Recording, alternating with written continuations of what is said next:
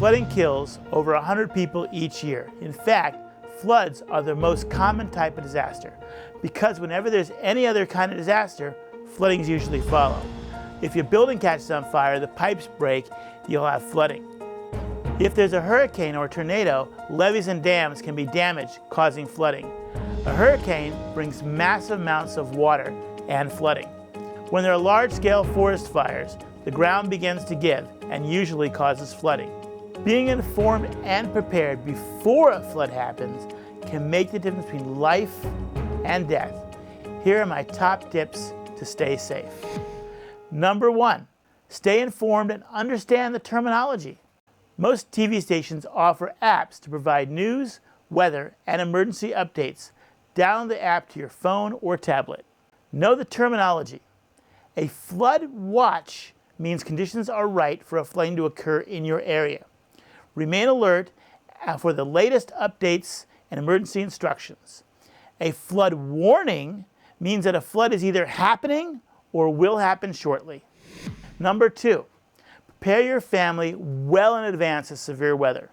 Put together a disaster supplies kit made up of basic items that your household may need in an event of emergency. This means having your own water, food, and other essentials in significant quantities to last at least 72 hours. Have copies of their identification cards, prescriptions, in case yours are damaged in the flood. Consider getting flood insurance if available. Disconnect all electrical appliances and do not touch electrical equipment if you are standing in water. You could get electrocuted. If instructed, turn off your gas and electricity at the main switch or valve. This helps prevent fires and explosions. There is a video here that tells you all about how to shut off all your services at your house. Local officials and relief workers may be on scene after disaster, but may not be able to reach everyone immediately. You could get help in hours, or it might take days. Basic services such as electricity, gas, water, sewage treatment, and telephones may be cut off for days, if not a week, or longer.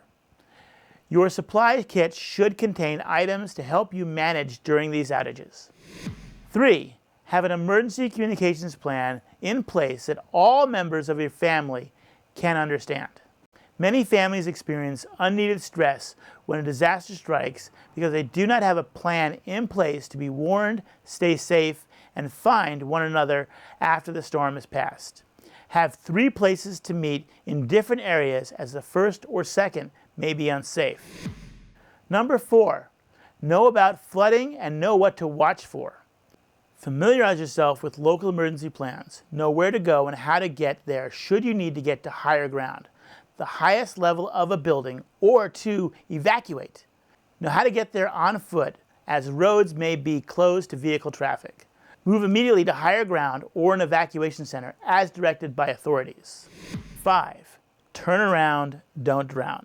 Avoid getting caught in a flood. Don't walk or drive through flooded waters. 6 inches of moving water can knock you down, and 1 foot of water can sweep your vehicle away. If flood waters rise around your car, but the water is not moving, you should abandon your car and move to higher ground. But do not leave your car and enter moving water. It's also important to avoid camping or parking along streams, rivers, and creeks during heavy rainfall. These areas can flood quickly and with little warning. 6, after a flood, return home only after authorities say it's safe. You should be aware of areas where floodwaters have reduced and watch out for debris. Floodwaters often erode roadways and walkways.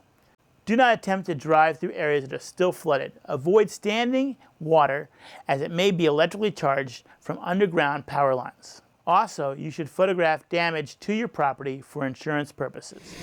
Thanks so much for watching this video. If you have any comments or suggestions, I would love to hear them.